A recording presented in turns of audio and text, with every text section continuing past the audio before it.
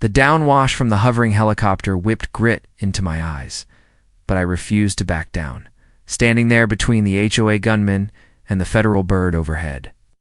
I could see the crewman leaning out the open side door of the helicopter, one hand gripping the frame, the other on what was unmistakably an M4 slung across his chest, his face hidden behind dark goggles and a headset.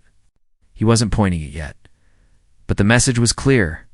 They were seconds away from taking control by force if Tom and his idiots didn't drop their weapons. I turned back to Tom, shouting over the roar, "You're done. Put the guns down. Now before you end up in prison for the rest of your life." But he wasn't hearing me. His eyes had that glaze, almost fanatical look I'd seen on people who were too deep into their own lies to turn back. Randall was pacing like a caged animal, gripping his rifle so tightly his knuckles were white.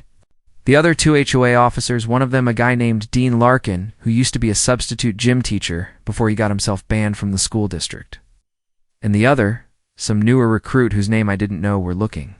Between Tom and the helicopter with nervous glances, I could tell they were starting to realize they'd crossed a line they couldn't uncross. Before I could try again, a sharp crack rang out behind us, not from above, but from the dirt road leading up the ridge. A convoy of 3 black SUVs came barreling into view, all with tinted windows and grille lights flashing.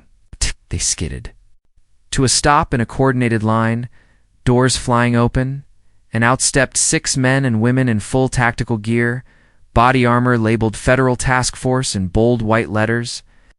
Each one was carrying a rifle at the ready, but their movements were precise, controlled. These were professionals, not weekend warriors like the HOA clowns. "Weapons down. Hands where we can see them," one of the agents barked. Tom froze for half a second, then raised his hands halfway, still holding the rifle like he was reluctant to part with it. That hesitation was enough to make one of the agents step forward and grab it clean out of his grip before shoving him back toward the trucks. Randall swore under his breath, dropped his rifle on the ground, and raised his hands. Dean followed suit. The fourth guy, the new recruit, looked like he was about to bolt, but 2 agents flanked him before he could take a step. Within 30 seconds, all 4 were disarmed, patted down, and lined up in front of the SUVs. The lead agent, tall, broad-shouldered, and with a voice that could cut through steel, turned to me.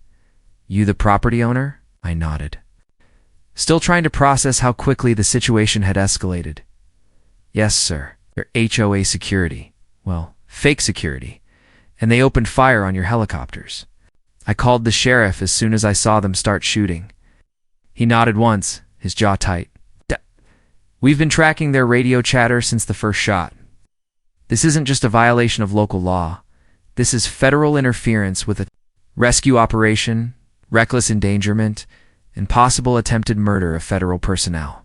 He glanced back at the 4 men lined up, his eyes narrowing. They're going to be spending a long time answering for this.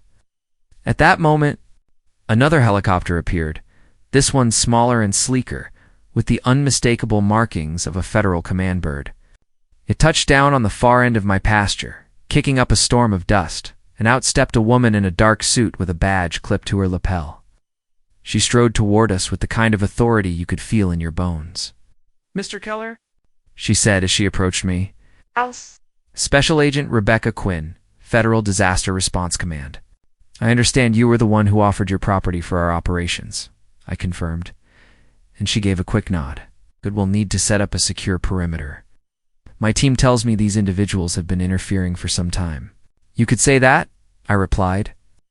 "The HOA's been trying to push me out for years, and when they found out you were landing here, they claimed it was illegal.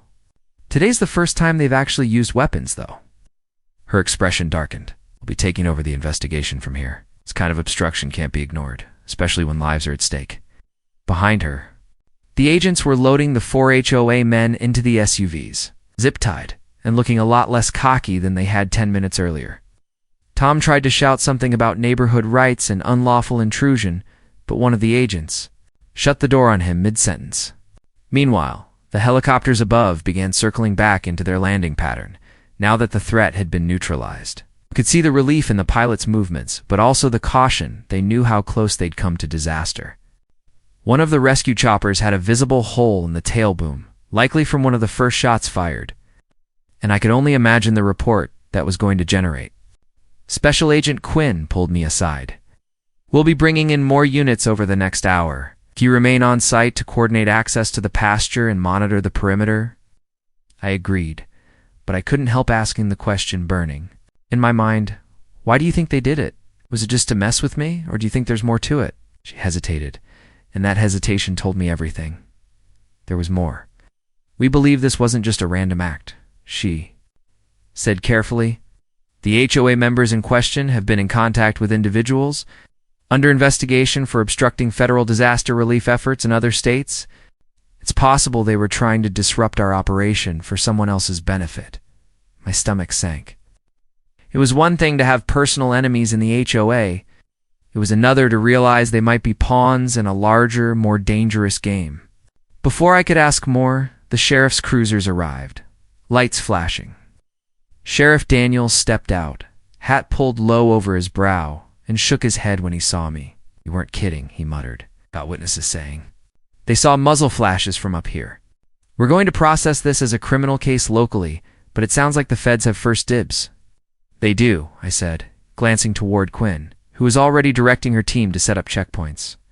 The next few hours were a blur of activity, federal agents setting up mobile command units, rescue helicopters coming and going with evacuees, and deputies taking statements from anyone who'd been within earshot of the shooting. The HOA board itself was nowhere to be seen, which didn't surprise me. It'd probably be huddled in some living room right now, trying to figure out how to spin this into a story where they were the victims. For once, I had the upper hand. There were too many witnesses, too much evidence, and too many federal eyes on the situation for them to weasel out of it. Still, a nagging thought kept needling me. If Agent Quinn was right, this was connected to a bigger obstruction effort, then today might have been just the opening move. And knowing the HOA's brand of stubborn stupidity, I had a sinking feeling they weren't done yet.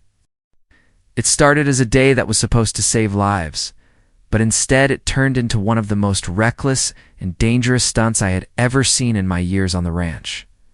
And believe me, I've seen more than my fair share of lunatics thanks to this HOA. If you're listening to this, make sure you stick around because what I'm about to tell you is going to show you just how far these people will go when their obsession with control crosses over into criminal insanity. And trust me, you'll want to hear how I turned this entire situation into their worst nightmare. So here's the scene. The sun was barely cresting over the hills, burning the dew off the fields, and I was already out near the south fence line when the low rumble of rotors came rolling in from the north. It wasn't just one helicopter.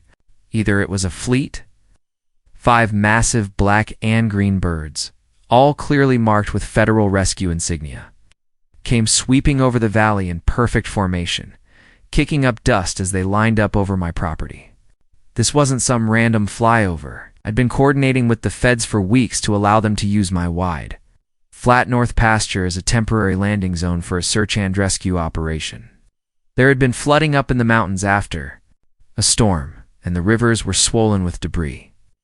People were stranded, roads washed out, and air evacuation was the only way to get the injured out safely.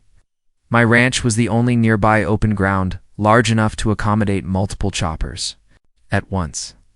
I'd cleared it with the county, the sheriff's office, and the federal task force in charge of disaster relief. Everyone who mattered knew exactly what was happening.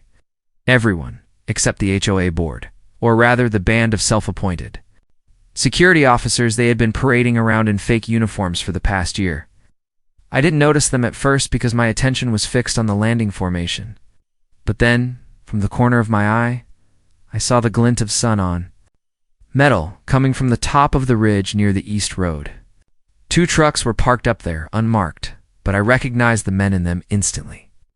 Tom Sutter, the HOA's so-called chief of security, and his sidekick, Randall Pike, both wearing those ridiculous black polo shirts with HOA police, embroidered in gold letters across the chest, leaning out of the cab with binoculars.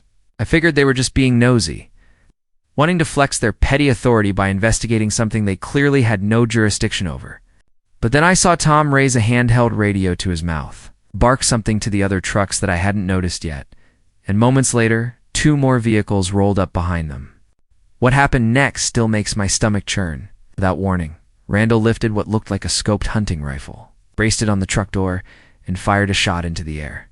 The crack was sharp and loud, echoing across the hills, and I swear, for a moment the sound of the rotors above seemed to falter. My first thought was disbelief. Nobody could be that stupid, right? Shooting near a fleet of helicopters that were flying low, loaded with federal personnel, some carrying? Patience. But then the other HOA trucks joined in, not just with rifles, but with what looked like semi-automatic weapons.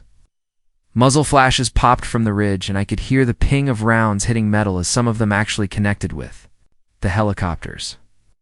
One of the pilots banked sharply to avoid the line of fire, and I heard the scream of one of the crewmen over the open coms I had patched into my truck radio.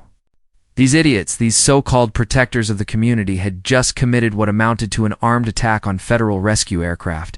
And for what? I didn't have the answer yet, but I had my suspicions. You see, the HOA had been furious that the feds were landing on my property. They claimed it was disruptive to the tranquility of the neighborhood and unauthorized use of residential adjacent land, which was laughable considering my ranch predates their subdivision by nearly half a century. But now, it looked like they had taken their vendetta to an entirely new criminal level. I jumped into my side-by-side a TV and floored it toward the ridge, my phone already in my hand, as I called the sheriff directly. "Get your deputies up here now," I told him, my voice tight. "We've got armed fire on federal helicopters." "It's the HOA morons," he swore, and said units were en route, but I wasn't waiting for backup. By the time I crested the hill, Tom and his goons were still shouting into their radios, waving their weapons around like they were coordinating some kind of military operation. "What the hell are you doing?" Pulling up so close. The dust from my tires hit them in the face. Randall lowered his rifle just enough to smirk at me. "Can't just let random aircraft invade HOA airspace without clearance," he said, as if that was a sane sentence. "Airspace," I shouted. "You think you own the sky now? Those are federal rescue choppers evacuating flood victims. You just opened fire on them. Do you have any idea what that means?" Tom puffed up his chest, clearly enjoying the confrontation. "We have jurisdiction over all safety matters in the community. If an unidentified craft enters, we have the authority to engage." "You have nothing," I snapped. "You've just committed a felony, and the only authority you're going to have is deciding whether you want to make a statement to the sheriff or to the feds first." At that moment, one of the helicopters looped back and hovered overhead, the downwash blasting dust and gravel into our faces.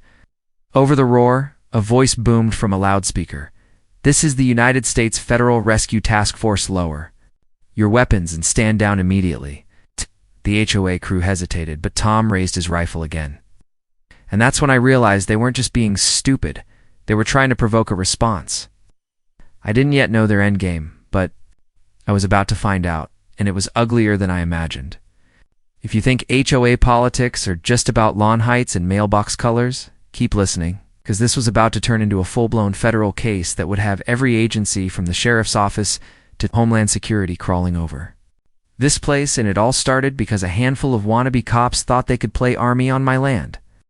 By late afternoon, the sky over the ranch was a constant hum of rotor blades and the thrum of diesel generators from the mobile command units the feds had set up along the north pasture. The smell of aviation fuel mixed with the scent of freshly turned earth where the chopper skids had gouged the grass. And every few minutes, a new wave of evacuees came stumbling out of the birds, blinking against the sun and gripping their belongings like lifelines. I'd seen floods before, but hearing the rescue crews talk and clipped. Grim voices about houses swept away, roads split in two, and families trapped for days on rooftops. It hit me harder than I expected. This wasn't just a logistical mission. These people had narrowly escaped dying, and the thought that the HOA clowns had tried to derail it made my blood run cold all over again. Special Agent Quinn seemed to be everywhere at once, one moment overseeing the unloading of medical supplies, the next, conferring with a team of federal marshals who'd just rolled in. She had an edge to her now that hadn't been there when we first met that morning. A sharper urgency, like she knew time was running out on something we hadn't been told about yet. I caught up with her near the makeshift helipad just as another helicopter settled in. "They still talking?" I asked, jerking my thumb toward the SUVs where Tom, Randall, and the others were being held. "Talking?" she said with a humorless smile. "More like trying to talk their way out." Tom keeps insisting they were conducting a lawful neighborhood security action, which is laughable given the mountain of evidence we have. Randall hasn't said much, just keeps muttering about how this is all part of a bigger plan to keep the wrong people out. "Bigger plan?" I repeated. "What does that mean?" She gave me a long look, like she was debating how much to share, then said, "We've been tracking a group that's been posing as local enforcement in rural areas, interfering with federal operations. Under the guise of community protection, they've sabotaged rescue equipment, redirected supply trucks, even spread misinformation to delay evacuations. Your HOA security fits the profile almost perfectly. It's possible they've been recruited without even realizing who they're working for." That landed like a gut punch. I'd always known the HOA was petty, vindictive, and obsessed with control, but this was different. This was criminal. This was dangerous. And if they'd been talking to people connected to sabotage in other states, it meant whatever was going on here could escalate fast. "So what happens now?" I asked. "We process them, dig into their communications, and find out exactly who's pulling the strings," she said. "In the meantime, I need you to keep your eyes open. If they have sympathizers in the area, we might see more interference." She didn't have to say it twice. I'd seen enough in the past 24 hours to know the danger was real. The sheriff's deputies were still milling around, taking down statements. And I noticed a few familiar faces among the spectators gathering at the fence line. Neighbors from down the road, folks from town who'd come to gawk at the spectacle, and right in the middle of them, standing with her arms crossed and a pinched look on her face, was HOA President Marlene Chaffee. She spotted me almost immediately and made a beeline for the gate, her heels sinking into the soft dirt. "What in the world have you done to this place?" She snapped the moment she was close enough. Military helicopters, armed agents, vehicles tearing up the grass. "This is a residential adjacent property, and you've turned it into a war zone." I stared at her, incredulous. "Marlene, your people fired on federal rescue helicopters this morning? They could have killed someone," she sniffed, as if the idea were absurd. "That's not what I heard. Tom tells me they were simply issuing a warning to unauthorized aircraft flying too low over the neighborhood. This whole federal rescue story sounds very convenient if you ask me." I could feel my temper rising, but before I could say something I'd regret, Agent Quinn stepped up beside me. "Ma'am, I'm Special Agent Quinn with the Federal Disaster Response Command. The helicopters you're referring to were part of an active life-saving mission, authorized by both state and federal agencies. The individuals who interfered are in custody and will be facing multiple felony charges." Marlene's face flushed an ugly shade of red, but she didn't back down. "This is private community property, and we have rights. Can't just take over without consulting the HOA. This pasture is privately owned by Mr. Keller," Quinn said flatly. "It's been legally designated as a temporary federal landing zone under emergency powers. You and your board have no jurisdiction here." The look Marlene shot me could have stripped paint. "You'll regret this," she hissed, then turned on her heel and stomped away, her phone already pressed to her ear. I had no doubt she'd be on the line to the rest of the board before she even made it back to her car, probably cooking up some half-baked legal threat. But honestly, I didn't have time to worry about her. The rescue effort was in full swing, and I'd committed to helping however I could. That meant running water and supplies out to the medics, ferrying evacuees from the landing zone to the triage tents, and generally staying out of the way of the people who actually knew what they were doing. Hours passed in a blur of noise, dust, and shouted instructions. At one point, I found myself standing beside the same helicopter that had taken a round in the tail boom earlier, running my hand over the jagged hole. The pilot, a wiry guy named Carson, came up beside me and shook his head. "Inches from hitting the stabilizer," he said. "If it had, we'd have been spinning into the pasture at full speed. I've flown combat zones that felt safer. Then this morning, hearing that drove the reality home all over again. Tom and his crew hadn't just been reckless. They'd been inches away from killing half a dozen people in a single stupid stunt. By nightfall, the tempo began to slow. Most of the evacuees had been transported to shelters in town, and the helicopters were cycling out for refueling. The agents remained on site, keeping the perimeter tight, and Sheriff Daniels stopped by again to update me. "They're being transferred to federal holding tonight," he said. "Feds aren't taking any chances they're worried about. Somebody trying to break them out or tamper with evidence?" It sent a chill down my spine. "Think that's a real possibility after what happened today?" "I'm not ruling anything out," he said grimly. Before he left, he added, "Lock your doors, Keller. If these people are connected to something bigger, you might be on their list." That was comforting. Nice. I stood there under the floodlights, watching the last chopper of the night lift off, its blades cutting through the darkness, and I had the uneasy sense that today had been just the first act. Whatever the HOA was tangled up in, it wasn't over. Not by a long shot. The next morning, I woke up to the low, steady thump of rotor blades again, but this time there was a different feel to it. Slower, heavier, like the choppers were hauling more than just evacuees. I threw on my boots and headed outside to see 2 massive Chinooks hovering over the north pasture, each one lowering pallets of equipment onto the grass, while federal agents and uniformed National Guard members scrambled to unload them. Overnight, the mission had clearly escalated. A temporary field hospital was going up at the far end of the pasture, with green canvas tents sprouting like mushrooms, generators humming, and a communications tower already halfway assembled. Special Agent Quinn was in the middle of it all, moving with that no-nonsense precision I'd come to recognize. She spotted me and waved me over, her expression tight. "We've got a new problem," she said before I could even ask what was going on. "The HOA board filed an injunction with the county court at 6 a.m. to have your pasture declared off-limits to all aerial operations. It's not legally binding in an emergency like this, but the fact they're pushing it means they're not backing down." I let out a bitter laugh. "After everything that happened yesterday, they're still trying to kick you out? They're trying to slow us down?" she corrected.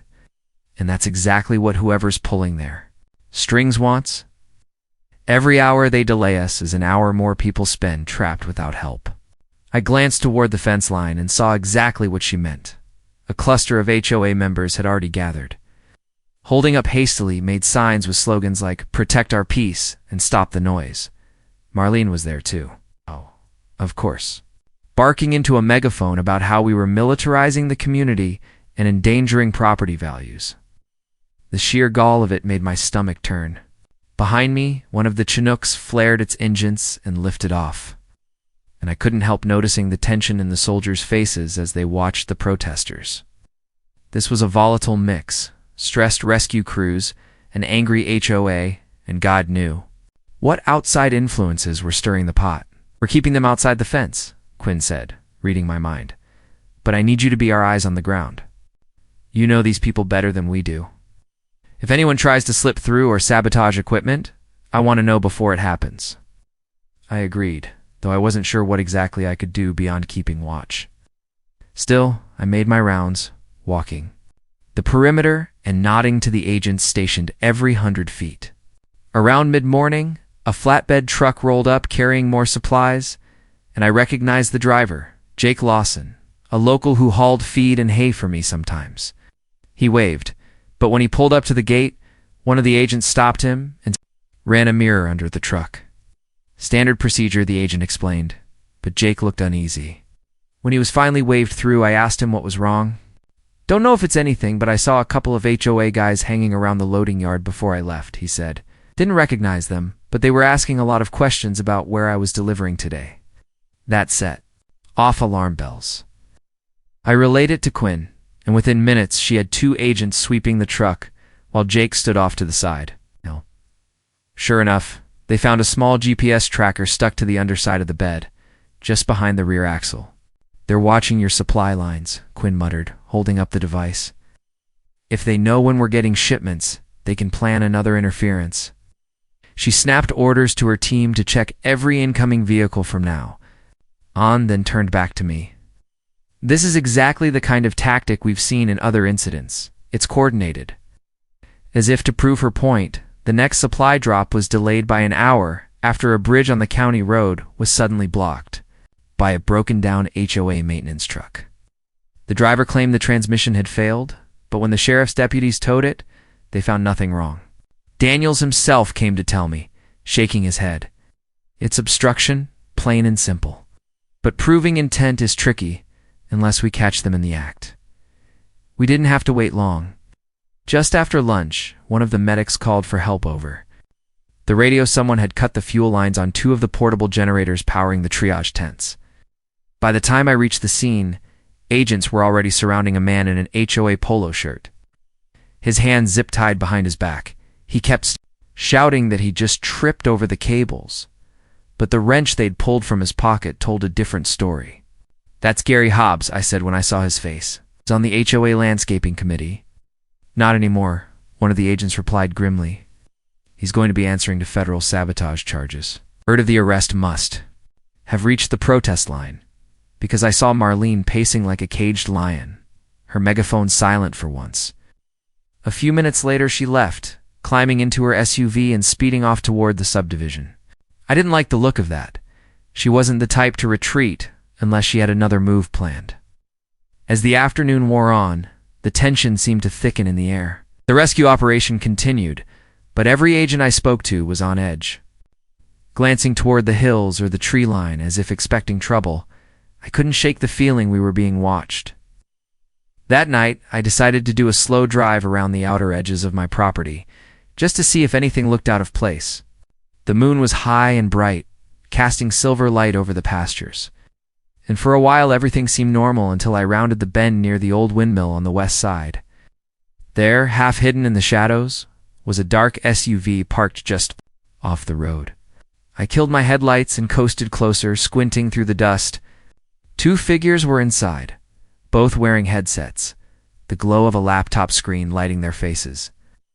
I couldn't see details, but the outline of the decals on the SUV's side made my blood run cold. HOA police. They weren't moving, just sitting. They're facing the direction of the field hospital.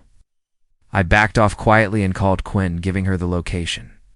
10 minutes later, 2 unmarked federal vehicles rolled in from the north and boxed the SUV in. The agents hauled the men out. Both armed, both carrying cameras with telephoto lenses, and both wearing body armor under their polos. I didn't hear the full exchange.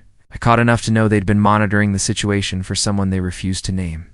By the time they were hauled off, I was more certain than ever that Quinn had been right. This wasn't just my HOA acting out.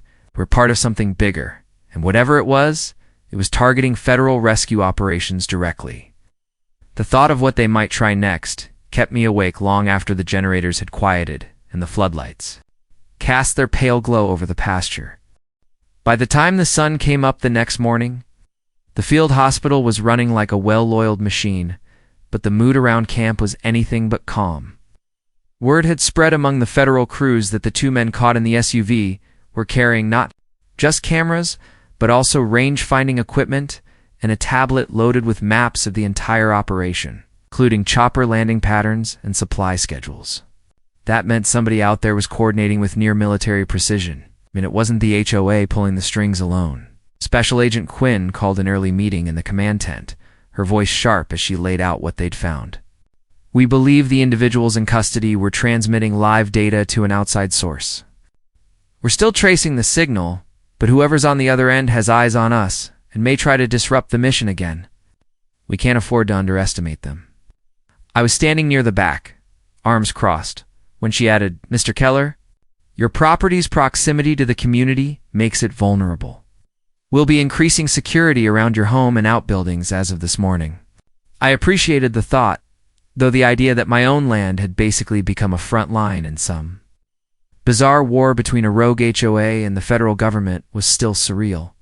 After the meeting, I made my way to the south fence line, where 2 Black Hawks were idling, ready to ferry out another batch of evacuees.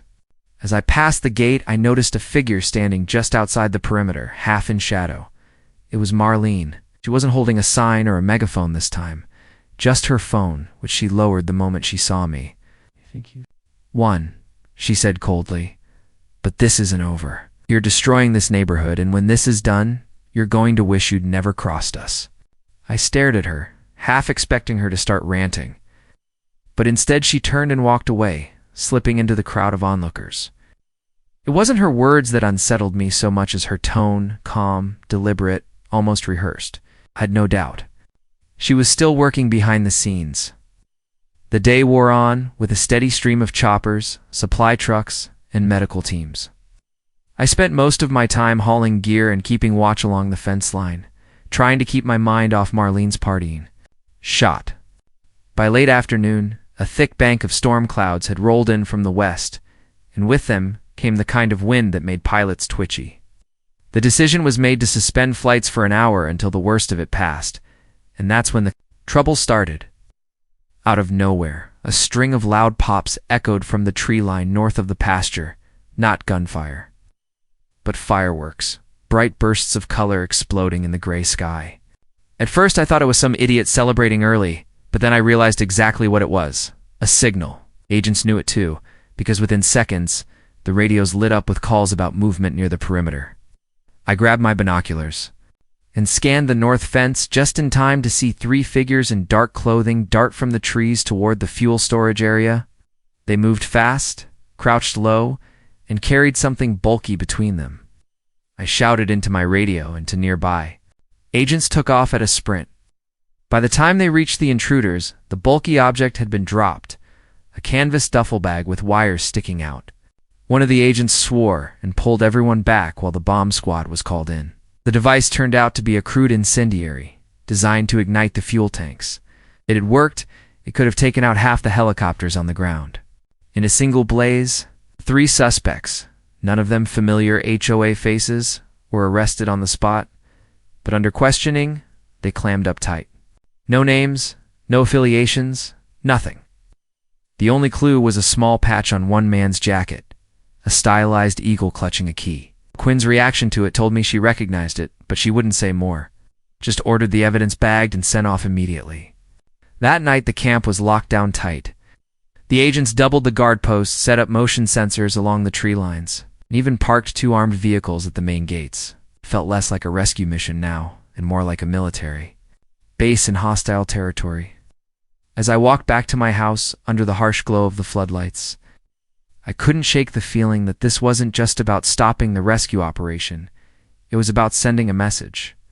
The HOA might have started as a petty thorn in my side, but now they were part of something dangerous, something organized, and something that was willing to cross any line to get what they wanted.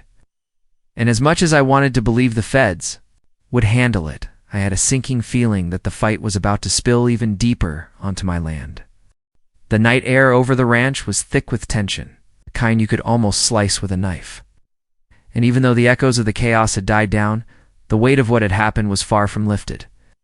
The fake HOA cops were now officially wanted fugitives, and the feds had practically set up a small base of operations right in my front pasture, turning my quiet property into a command center with buzzing radios, armed guards, and constant briefings.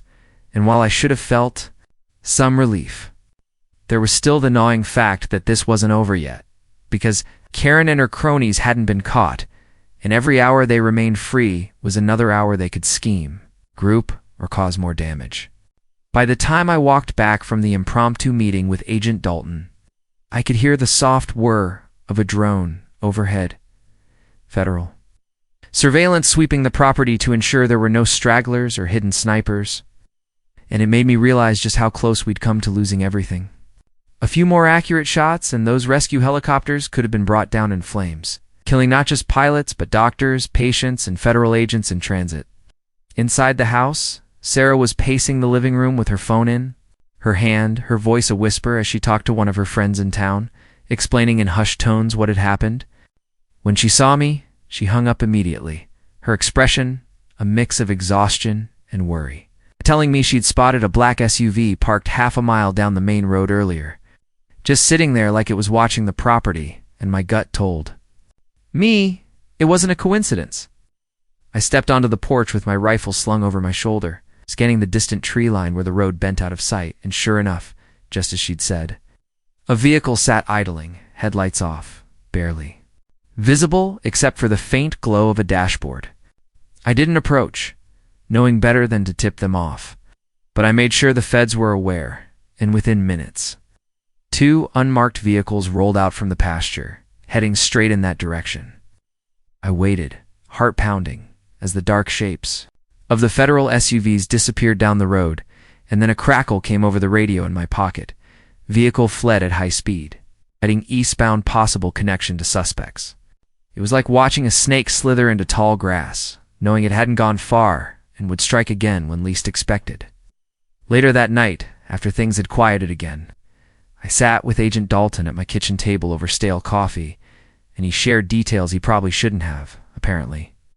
The attack on the helicopters wasn't just about scaring us. It was a planned hit meant to disrupt a federal medical rescue mission that also carried sensitive equipment, and whoever ordered it had deep pockets and a wide reach, which explained why Karen and her HOA enforcement team had access to weapons and uniforms that could pass for the real thing. We stayed up until nearly dawn reviewing footage, drone captures, and security cam angles from the ranch, piecing together a timeline of exactly how they'd set up the ambush. It turned out they'd positioned themselves along a ridge just beyond the ranch boundary, using radio intercepts to know exactly when the helicopters would arrive, which meant someone on the inside, possibly even in local law enforcement, had been feeding them intel.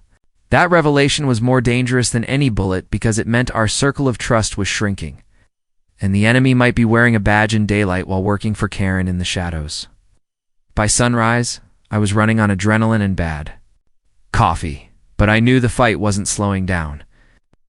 And as the first light of day spread over the ranch, I made a decision I'd been avoiding since this began.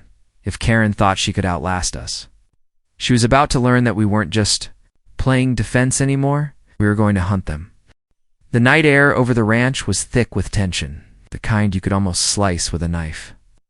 And even though the echoes of the chaos had died down, the weight of what had happened was far from lifted. The fake HOA cops were now officially wanted fugitives, and the feds had practically set up a small base of operations right in my front pasture, turning my quiet property into a command center with buzzing radios, armed guards, and constant briefings. And while I should have felt some relief, there was still the gnawing fact that this wasn't over yet, because Karen and her cronies hadn't been caught, and every hour they remained free was another hour they could scheme, regroup, or cause more damage. By the time I walked back from the impromptu meeting with Agent Dalton, I could hear the soft whir of a drone overhead. Federal surveillance sweeping the property to ensure there were no stragglers or hidden snipers, and it made me realize just how close we'd come to losing everything. A few more accurate shots, and those rescue helicopters could have been brought down in flames, killing not just pilots but doctors, patients, and federal agents in transit. Inside the house, Sarah was pacing the living room with her phone in her voice a whisper as she talked to one of her friends in town, explaining in hushed tones what had happened. When she saw me, she hung up immediately, her expression a mix of exhaustion and worry, telling me she'd spotted a black SUV parked half a mile down the main road earlier, just sitting there like it was watching the property, and my gut told me it wasn't a coincidence. I stepped onto the porch with my rifle slung over my shoulder, scanning the distant tree line where the road bent out of sight. And sure enough, just as she'd said, a vehicle sat idling, headlights off, barely visible except for the faint glow of a dashboard. I didn't approach, knowing better than to tip them off, but I made sure the feds were aware, and within minutes, 2 unmarked vehicles rolled out from the pasture, heading straight in that direction. I waited, heart pounding, as the dark shapes of the federal SUVs disappeared down the road, and then a crackle came over the radio in my pocket. Vehicle fled at high speed, heading eastbound, possible connection to suspects. It was like watching a snake slither into tall grass, knowing it hadn't gone far and would strike again when least expected. Later that night, after things had quieted again, I sat with Agent Dalton at my kitchen table over stale coffee, and he shared details he probably shouldn't have, apparently. The attack on the helicopters wasn't just about scaring us. It was a planned hit meant to disrupt a federal medical rescue mission that also carried sensitive equipment. And whoever ordered it had deep pockets and a wide reach, which explained why Karen and her HOA enforcement team had access to weapons and uniforms that could pass for the real thing. We stayed up until nearly dawn reviewing footage, drone captures, and security cam angles from the ranch. Piecing together a timeline of exactly how they'd set up the ambush, it turned out they'd positioned themselves along a ridge just beyond the ranch boundary, using radio intercepts to know exactly when the helicopters would arrive, which meant someone on the inside, possibly even in local law enforcement, had been feeding them intel. That revelation was more dangerous than any bullet because it meant our circle of trust was shrinking, and the enemy might be wearing a badge in daylight while working for Karen in the shadows. By sunrise, I was running on adrenaline and bad coffee, but I knew the fight wasn't slowing down. And as the first light of day spread over the ranch, I made a decision I'd been avoiding since this began. If Karen thought she could outlast us, she was about to learn that we weren't just playing defense anymore. We were going to hunt them. Do you want me to go ahead and write segment 7 now with the ending hook and final subscribe call to action? You said :7, ChatGPT said? Here's your final segment with the ending hook and call to action included. The chaos had shifted from the roar of rotor blades to the deafening thump of boots and the crackle of radios as the last of the fake HOA cops were rounded up in the dust outside my ranch. The federal agents had taken over the entire perimeter, evidence crews cataloging every spent casing, every weapon, and every single one of their illegally obtained uniforms. Several of the men sat, cuffed against my barn wall, their eyes darting around like cornered rats as the reality of federal charges began to settle on their shoulders. Karen, the self-proclaimed HOA president who had masterminded this lunacy, was pale and trembling, her usual smugness replaced by the hollow realization that her little neighborhood enforcement project had just escalated into a string of federal felonies that would keep her locked up for decades. The lead federal investigator had me walk through the scene, pointing out exactly where the first shots had come from, where the helicopters had been targeted, and where their assault rifles had been staged. It felt surreal to watch the forensics team photograph bullet holes in the fuselage of rescue aircraft that had been transporting medics and patients.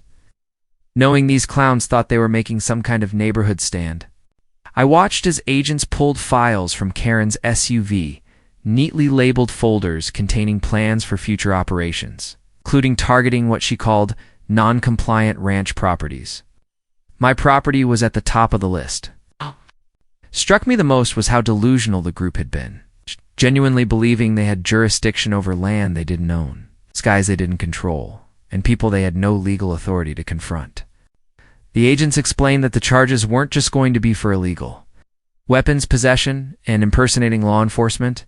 They would also face federal counts for interfering with aircraft operations, attempted murder, and conspiracy against the United States. The helicopters they fired on weren't just rescue craft.